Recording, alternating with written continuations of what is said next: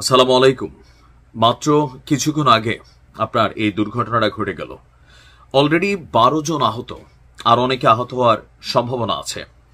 দর্শক, আজকে আপনারা জানেন যে জুলাই গণঅভ্যুত্থানের যেই দিবস, গত বছর 5ই আগস্টের এই দিবসকে কেন্দ্র করে আজকের দিনে ঢাকার মানিক মিয়া অ্যাভিনিউতে যে জুলাই গণঅভ্যুত্থান দিবস উপলক্ষে যে বিশাল সমাবেশ অনুষ্ঠান আয়োজন করা হয়েছিল, তাতে নিশ্ছিদ্র নিরাপত্তা দেওয়া হয়েছিল আইন শৃঙ্খলা বাহিনীর কাছ থেকে।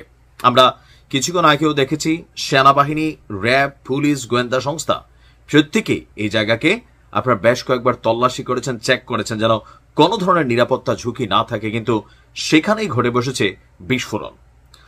অল্প কিছুক্ষণ পর, সম্ভবত আরো কয়েক ঘন্টা পর, আমাদের প্রধান উপদেষ্টা তিনি এখানে আসবেন, জুলাই ঘোষণাপত্র তিনি পাঠ করবেন। আরো রাষ্ট্রের প্রতিটি রাজনৈতিক দলের যারা মুখপাত্ররা আছেন তারাও কিন্তু সেখানে উপস্থিত থাকবেন। সো বুঝতেই পারছেন কতটুকু নিরাপত্তা ইস্যু আজকের এই অনুষ্ঠানটাতে কানেক্টেড। কিন্তু দুর্ঘটনা যেটা ঘটে গেছে, এটা হচ্ছে না এটাতে আওয়ামী লীগ ঘটাইছে এরকম না। অনেকেরই চিন্তা ভাবনা যে কোনো দুর্ঘটনার মানে হচ্ছে এমন আওয়ামী লীগ ঘটিয়েছে, বাট বিষয়টা তা না। আপনার আয়োজিত অনুষ্ঠানের স্থলে হিউজ পরিমাণ সাউন্ড সিস্টেম কানেক্টেড করা হয়েছে, আর এই সাউন্ড সিস্টেমের মধ্যে অসংখ্য তার কানেক্টেড। এটা আপনারা জানেন যে এক স্পিকার টু যে সাউন্ড সিস্টেম, সেখানে তারের মাধ্যমে আপনার এই স্পিকারগুলি কানেক্টেড হয়। তো সেই স্পিকারের তারেই হঠাৎ করে আগুন ধরে গিয়েছে, আর সেই আগুন গিয়ে লেগেছে কোথায়? বেলুনে। তাৎক্ষণিকভাবে 12 জন সেই আগুনে আহত হয়েছে। মাত্র কিছুক্ষণ আগে এই ঘটনাটি ঘটল।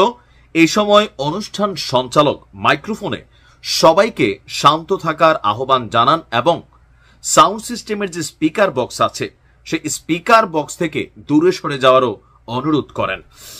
আমরা যতটুকু জানতে পেরেছি, স্পিকারের তার থেকেই আগুনের উৎপত্তি আপনার হয়েছে, আর আয়োজকরা বিষয়টিকে খতিয়ে দেখছে। 2:25 আমাদের যেখানে আজকের এই প্রোগ্রাম, সেখানে শত শত মানুষ কিন্তু অলরেডি চলে এসেছে। বিভিন্ন রাজনৈতিক দলগুলোর বিভিন্ন শাখা তারা বক্তব্য দিচ্ছে, উৎসুক জনতা এখানে আসছে এই দিবসটাকে উদযাপন করতে। আর এরপর শত শত বেলুন আপনার দর্শকদের হাত থেকে উড়েছে।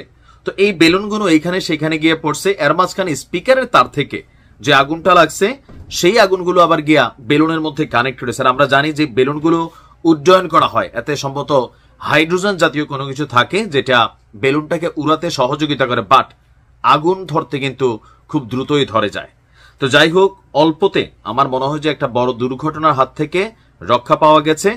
এই মুহূর্তে উচিত প্রত্যেকটা সাউন্ড সিস্টেম, যেহেতু এখানে একটা বিশাল লোক সমাবেশ ঘটবে, জনসমাবেশ ঘটবে, আরো অনেক কিছু কিন্তু ঘটতে পারে। সো সেফটি ইস্যুটা আরেকবার ক্রস চেক করে ফেলা ভালো।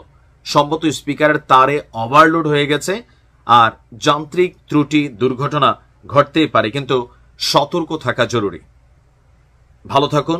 আসসালামু আলাইকুম।